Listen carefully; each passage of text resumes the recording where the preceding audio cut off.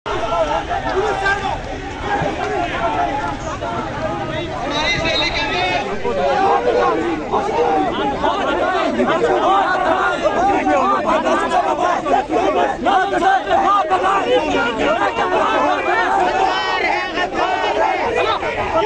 आप लोगों से गुजारिश है कि आप यहीं पर रुके रहे, आगे न बढ़े।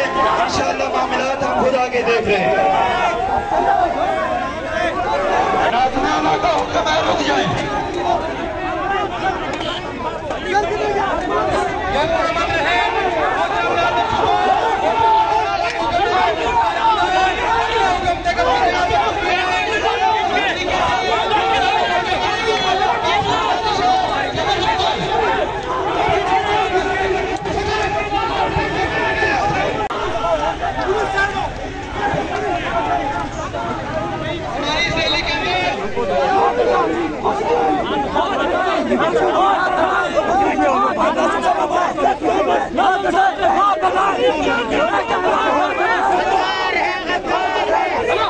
मेरी आप लोगों से गुजारिश है कि आप यहीं पर रुके रहे, आगे न बढ़े।